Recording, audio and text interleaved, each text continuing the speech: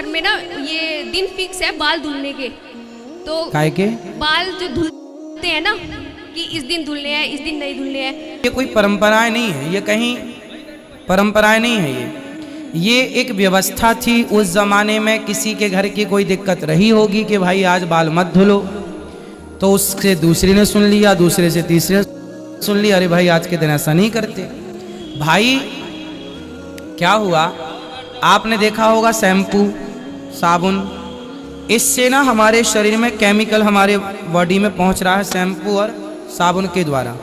تو ہمارے بڑے بزرگوں نے نیم بنا دیا کہ بھائی آپ لوگ کہیں ان چیزوں سے اپنا صحت نہ بگاڑ لیں، تو ایک دن صابن مت لگاؤ، اسی بہانے آپ کی باڈی کو ریلیکس ملے گا، کیمیکل سے بچاؤ ہوگا، ان چیزوں سے بچاؤ ہوگا.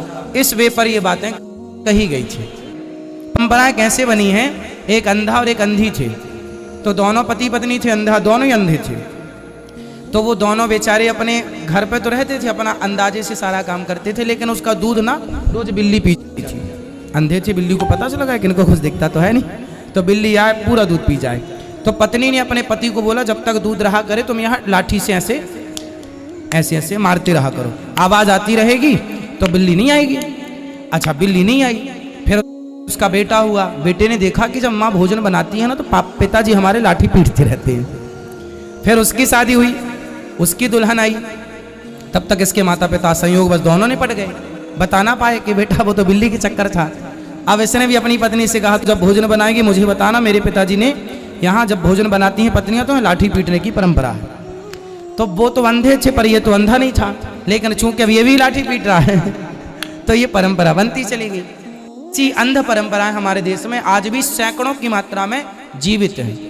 السلام علیکم ناظرین، اسلام از لائٹ چینل میں آپ کو خوش آمدید.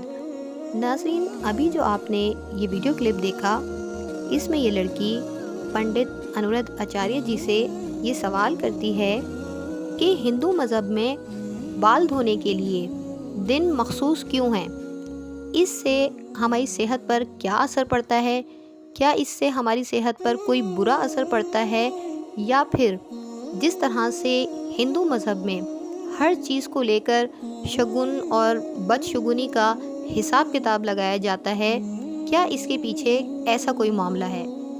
تو اس کو پنڈت انورت آچاریہ جی یہ جواب دیتے ہیں کہ یہ محض رسم و رواج بنا دیے گئے اور اس کے پیچھے کوئی بھی حقیقت نہیں ہے.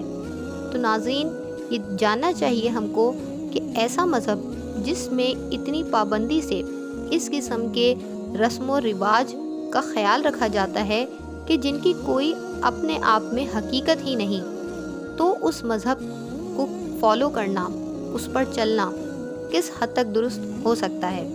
ہمارا دین اسلام ہمیں بتاتا ہے کہ صفائی ہمارا نصف ایمان ہے، اور اس کے لیے کوئی دن مخصوص نہیں ہے، نہ کوئی گھڑی مخصوص ہے. تو چلیے جانتے ہیں ڈاکٹر ذاکر نائک سے کہ اس کے بارے میں ان کا کیا جواب ہے.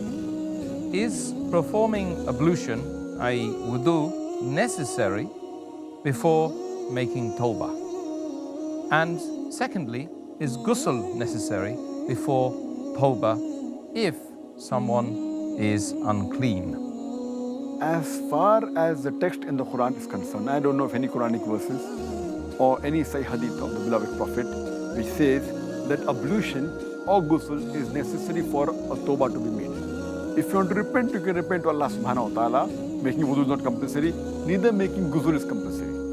He can ask for repentance directly, except if a person who is a non-believer, who's a mushrik, who's a kafir, when he accepts Islam, at that time he has to make ghusl, because that's hadith of Muhammad sallallahu alaihi wasallam. He told to Qais bin Asim, may Allah be pleased with him, when you want to accept Islam, that you do ghusl, so that he's in a state of purity. Otherwise, for making tawbah, etc., wudu is not a requirement, neither is ghusl a requirement. Doctor Zakir Naik نے طہارت اور پاکیزگی کی اہمیت کو بیان کرتے ہوئے حضرت قیس بن عاصم ایک صحابی رسول کا ایمان لانے کا واقعہ بیان کیا، اور اس واقعے کا مفہوم یہ ہے کہ جب انہوں نے ایمان لانے کی خواہش ظاہر کی تو سب سے پہلے پیارے آقا صلی اللہ تعالیٰ علیہ وآلہ وسلم نے ان کو غسل کرنے کا حکم دیا تاکہ وہ طہارت اور پاکیزگی کی حالت میں آ جائیں۔ اس چیز سے ہم کو یہ سبق ملتا ہے کہ دین اسلام پاکیزگی اور طہارت پر کتنا زیادہ زور دیتا ہے۔ کوئی بھی دن یا کوئی بھی گھڑی ایسی نہیں ہے کہ جس کے لیے ہمیں دین اسلام یہ بتاتا ہو کہ اس وقت پاکیزگی ضروری نہیں ہے، کیونکہ صفائی ہمارا نصف ایمان ہے۔ ایک مسلمان کا تو ایمان ہی مکمل نہیں ہو سکتا جب تک کہ وہ صفائی اور پاکیزگی کا خیال نہ رکھے۔ امید کرتی ہوں کہ آج کا یہ ویڈیو آپ کو ضرور پسند آیا ہوگا۔ اگر آپ کو ہمارے یہ ویڈیو پسند آئے تو اسے لائک کریں، چینل کو سبسکرائب کریں اور بیل آئیکن کو ضرور پریس کریں۔ جزاک اللہ۔